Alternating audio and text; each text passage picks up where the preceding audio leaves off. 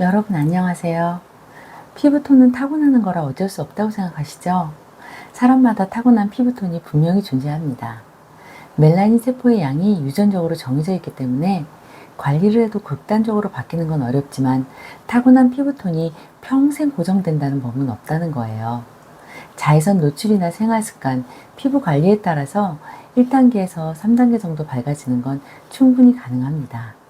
사실 저도 원래는 23호 파운데이션이 밝게 느껴졌었는데요.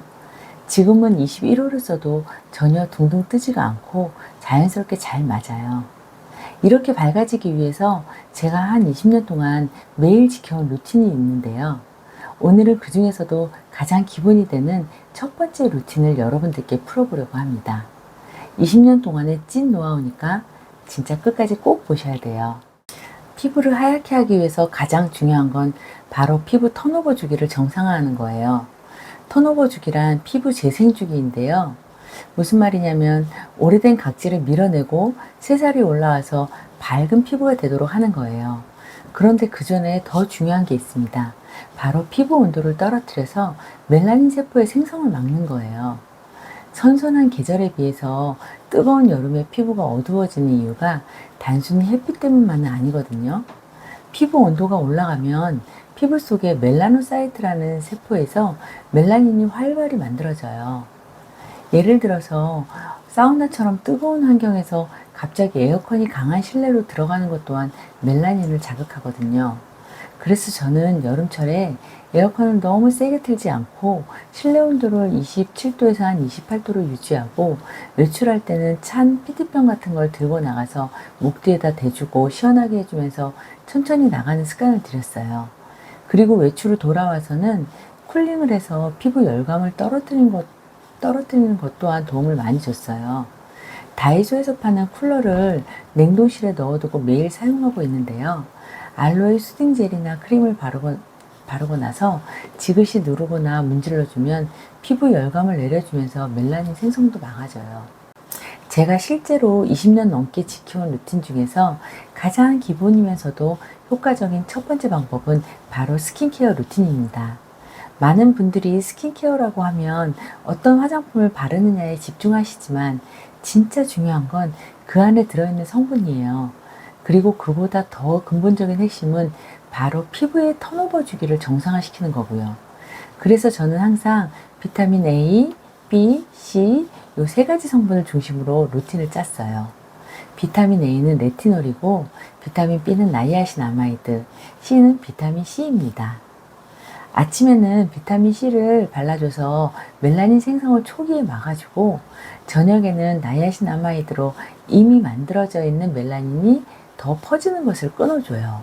그리고 밤에는 레티놀을 발라줘서 피부 재생을 촉진하는 구조로 세팅했어요.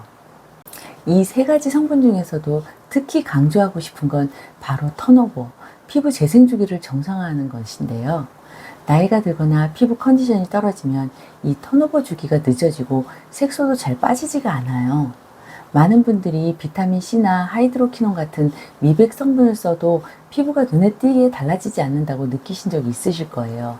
저도 그랬거든요. 그리고 그때 깨달은 게 바로 이거예요.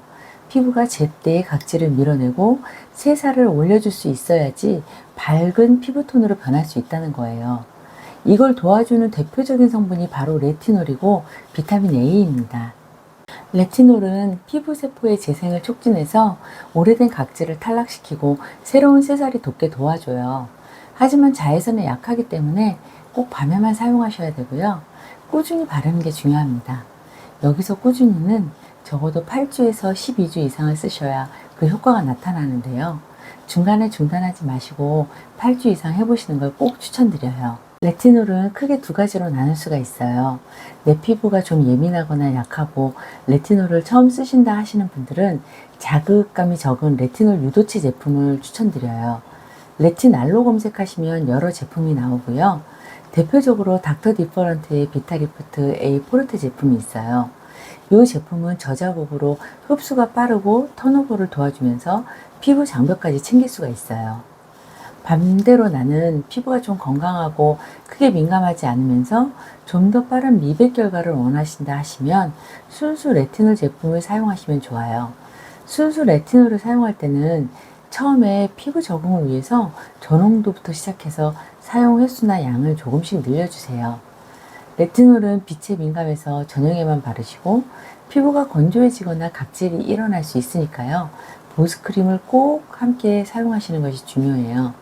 검색하시면 많은 레티놀 제품이 나올 텐데요.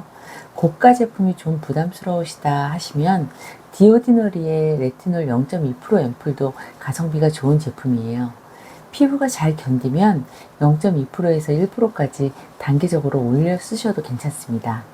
만약에 피부에 자극이 심해서 따갑거나 피부가 벗겨지면 사용을 좀 중단하시고 세라마이드 성분이 들어있는 고보습 제품으로 충분한 보습을 주거나 판테놀이나 시카 성분이 들어있는 제품으로 피부를 진정시켜주는 것이 중요해요. 마지막으로 아무리 좋은 성분을 바르고 먹어도 자외선 차단이 습관화되어 있지 않으면 정말 소용이 없어요. 그래서 연예인들은 차를 타자마자 커튼을 치고 실내에서도 빛을 피할 정도로 신경을 쓴다고 해요. 자외선은 맑은 날뿐만 아니라 흐린 날, 비 오는 날, 심지어 창문을 뚫고도 들어오거든요. 그래서 선크림은 외출 전 필수로 바르고 잠깐 나갈 때도 습관처럼 발라야 합니다. 선스틱이나 선쿠션을 틈틈이 덧바르는 것도 괜찮아요. 사실상 가장 저렴하면서도 강력한 미백 시술이 바로 자외선 차단입니다.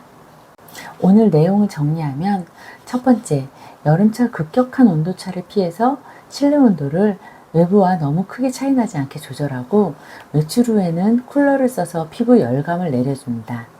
두 번째, 아침에는 비타민C를, 저녁에는 나이아신아마이드, 밤에는 레티놀의 루틴으로 8에서 12주간 꾸준히 관리합니다. 세 번째, 비타민 A 성분의 레티놀로 턴오버 주기를 빠르게 해서 묵은 각질을 제거하고 새살이 돋게 해주는 게 가장 중요합니다. 네 번째, 자외선 차단제 바르는 것을 습관화해서 햇볕을 최대한 차단합니다. 여러분, 오늘 영상에서는 피부를 하얗게 만드는 방법 중 스킨케어 루틴에 대해서 다뤘는데요. 어떠셨나요? 어둡고 칙칙해진 피부를 하얀 피부로 밝히고자 하시는 분들께 조금이나마 도움이 되었으면 좋겠습니다. 다음에는 오늘 소개한 루틴을 좀 더 효과적으로 만드는 먹는 미백 영양제에 대해서도 준비해 보겠습니다. 오늘 영상이 도움이 되셨다면 좋아요와 구독 눌러주시고 여러분만의 루틴이나 꿀팁이 있다면 댓글로 함께 공유해 주세요. 영상 함께 해주셔서 감사합니다.